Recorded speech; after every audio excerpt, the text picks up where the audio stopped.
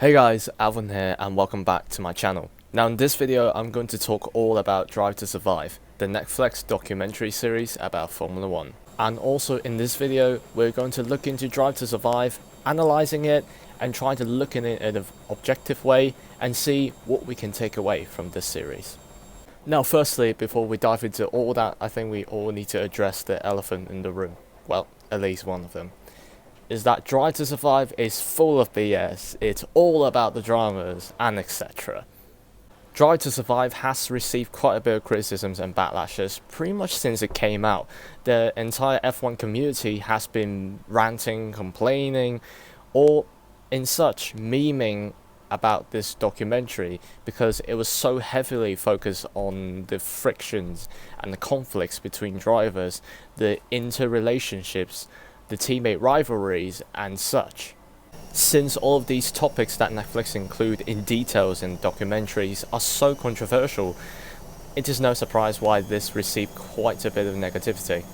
But for me personally, who is also a racing driver, I think Netflix did a great job. They pretty much include all the things that I would expect them to include in the documentary. They're all pretty much quote unquote behind the scenes stuff happening in the paddock. And another thing that I think we all need to keep in mind is that Netflix is not a professional sporting association, but in fact it is more of a digital media amusement service company, which has nothing to do with Formula 1 in that sense. And because of that, this whole thing, the primary function is to make money for them in the end. So if you're looking at that retrospect, I do think that they did a great job. Especially for a racing driver, I did find something that I personally could take away from this documentary, and in this video we're going to dive into them.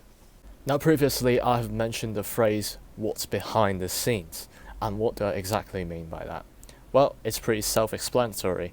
It is what's happening behind the scenes. It's what we can't see from the surface. It's what we can't see from a regular race weekend, the live races or the driver interviews and etc. In the documentary, it did dive deep into that respect, which is from the driver's daily routine to the people related to them, or even deeper into their mindsets and their experience and how they handle their situations. And from here on, this is what I think people have overlooked in Drive to Survive. Drive to Survive spend a tremendous amount of time and effort on the driver's mentality and how that impacts their personal development. Now a great example of this is in episode 2 of the latest Drive to Survive, where they documented Daniel Ricciardo going through his struggles at McLaren. And for me, this is the perfect episode of showing the darker side of racing.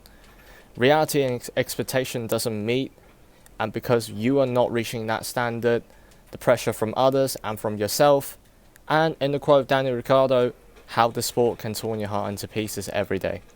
To understand more of what I'm talking about, I'll bring you a little spoiler about what's happening in this episode. Daniel Ricciardo is switching to McLaren for 2021 and the expectation is high given his recent success history. But because of that, everyone's thinking about he's going to beat his teammate, he's going to be leading the team, driving the team forward. But in reality, it was completely the other way around. Lando Norris beating Daniel Ricciardo in qualifying in races, and Daniel Ricciardo just can't get up to speed and adapt to the new car in general. Now the reason why I think that this is the perfect episode is because that it shows how reality can never really meet with the expectation, and it just goes to show how ever-changing the sport is, and how even the most positive driver on the grid can suffer from a struggle of teammate rivalries and expectations. What the heck, are you dumb or something? This is just the whole idea of making fake rivalries and making up dramas just to get more views and earn more money. This is their strategy of getting it done. Do you have any idea what you're talking about? This whole thing is a utter bullshit. Whatever you like to think about this whole thing, whether it be fake rivalries and make-up dramas, you can't deny the fact that teammate pressure is actually a thing for all racing drivers. Because being in the same team essentially means that you share the same resources and same facilities as another driver. Therefore, if you're not beating your teammate, that means that you're the slower driver. And No racing driver would like to admit that they're the slower one, because this is the competitive nature, not just for racing drivers, but for all athletes. This is the thought in all professional athletes to keep themselves competitive and intact in their sport. And this is also the main drive of what they want to improve on themselves in order to be the best. Otherwise, you might as well just go and retire. And now, after knowing that, diving back into the case of Daniel Ricciardo and McLaren, it is very obvious.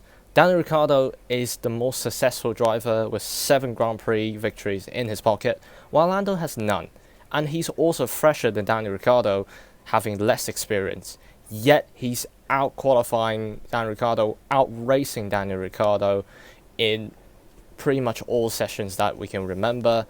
So it's hard for Daniel Ricciardo to not get frustrated and start to think about what he's doing wrong. And what I think Netflix has done right here is they really capture on that aspect on Daniel Ricciardo, on going through his struggles, feeling frustrated about his underperformance. And to be fair, they did focus on some of the media dramas that it has been involved, because inevitably you in Formula 1, this is all about money and advertising. But they didn't amplify on that aspect, to my eyes at least. And their focus was on how Daniel Ricciardo was going through his struggles, how he thinks about it, how he wants to adapt and be better in the future. And to me, as a racing driver, this is the most valuable thing that I can take away from Drive to Survive. Because firstly, this is an aspect that we don't get to look at on the surface. It's something that we don't learn from a regular race weekend or drivers' interviews in that retrospect. And it really shows how professional drivers and athletes are using their mindsets to cope with their pressure, their frustrations, and their situations in general.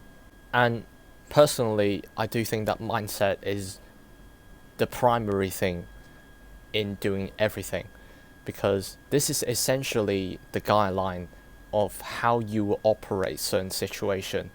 And learning more about how to settle your mindset and how to dial in the mindset, it's helpful for anyone.